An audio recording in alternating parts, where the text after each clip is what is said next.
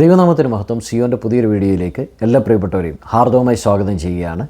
1 തെസ്സലോനിക്കർ 2 തെസ്സലോനിക്കർ ഈ രണ്ട് ലേഖനങ്ങളെ ആസ്പദമാക്കി തയ്യാറാക്കിയിട്ടുള്ള ചില ചോദ്യങ്ങളാണ് നമ്മുടെ ഇന്നത്തെ പ്രോഗ്രാം. നിങ്ങൾ ആദ്യമായിട്ടാണ് ഈ ചാനൽ കാണുന്നതെങ്കിൽ സബ്സ്ക്രൈബ് ചെയ്യുവാനും സപ്പോർട്ട് ചെയ്യുവാനും മറക്കരുത്. ആദ്യത്തെ ചോദ്യം, വ്യാജത്തിൻ്റെ വ്യാപാര ശക്തി അയക്കുന്നത് എന്തിനാണ്? ഉത്തരം, ന്യായവിധി വരേണ്ടതിന്.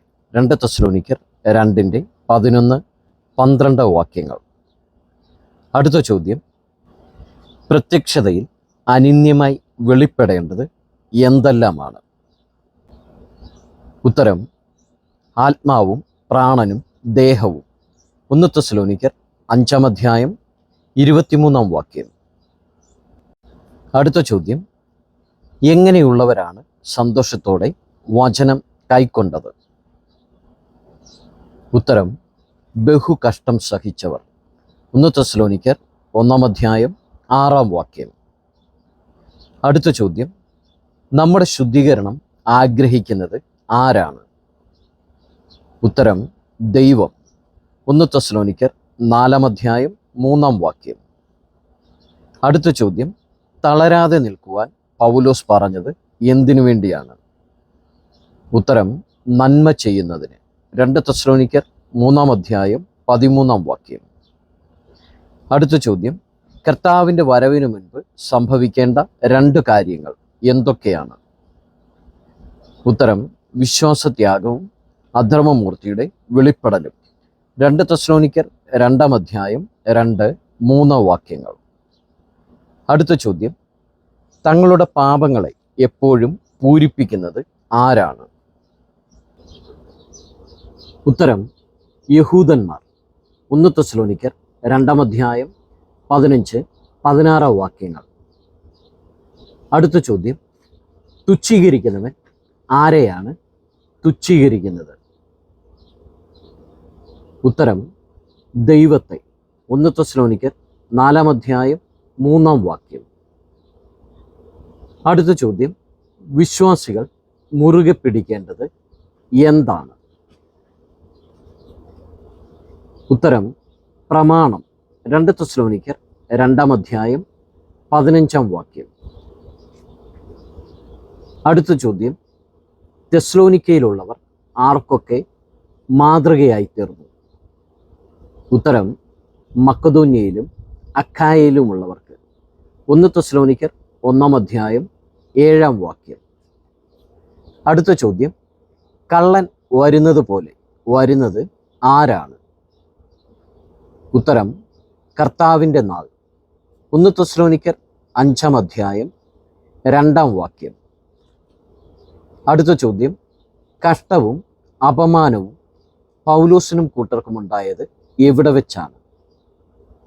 ഉത്തരം, ഫിലിപ്പിയിൽ വെച്ച്.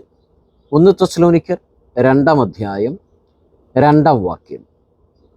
അടുത്ത ചോദ്യം, വിശ്വാസികൾ നിയമിക്കപ്പെട്ടിരിക്കുന്നത് എന്തിനു വേണ്ടിയാണ്? ഉത്തരം, കഷ്ടം അനുഭവിപ്പാൻ. 1 തെസ്സലോനിക്കർ 3:3 വാക്യം. അടുത്ത ചോദ്യം, അത്ഭുതങ്ങളോടും അടയാളങ്ങളോടും പ്രത്യക്ഷപ്പെടുന്നത് ആരാണ്? ആർക്കാണ് പ്രത്യക്ഷപ്പെടുന്നത്? ഉത്തരം, പ്രത്യക്ഷപ്പെടുന്നത് അധർമ്മമൂർത്തി. ആർക്ക് എന്നുള്ള ചോദ്യത്തിന് നശിച്ചു പോകുന്നവർക്ക്. 1 തെസ്സലോനിക്കർ 2:9 വാക്യം. അടുത്ത ചോദ്യം, ദൈവത്തിൻ്റെ നീതിയുള്ള വിധിക്ക് അടയാളം എന്തെല്ലാമാണ്? ഉത്തരം, സഹിഷ്ണുതയും വിശ്വാസവും. 1 തെസ്സലോനിക്കർ 1:4-5 വാക്യങ്ങൾ. അടുത്ത ചോദ്യം, വിശ്വാസിയുടെ കവചം എന്തെല്ലാമാണ്? ഉത്തരം, വിശ്വാസവും സ്നേഹവും. 1 തെസ്സലോനിക്കർ 5:8 വാക്യം. അടുത്ത ചോദ്യം, പൗലോസിനെ സാത്താൻ തടുത്തത് എന്തിനു വേണ്ടിയായിരുന്നു? ഉത്തരം, തെസ്സലോനിക്കരെ അല്ലെങ്കിൽ അവിടുത്തെ സഹോദരന്മാരെ സന്ദർശിക്കാതിരിപ്പാൻ. 1 തെസ്സലോനിക്കർ 2:18 വാക്യം. അടുത്ത ചോദ്യം, കഷ്ടങ്ങളിൽ തെസ്സലോനിക്കരെ ഉറപ്പിക്കാൻ അയച്ചത് ആരാണ്? ഉത്തരം, തിമോത്തിയോസ്. 1 തെസ്സലോനിക്കർ 3 അധ്യായം 2 വാക്യം. അടുത്ത ചോദ്യം,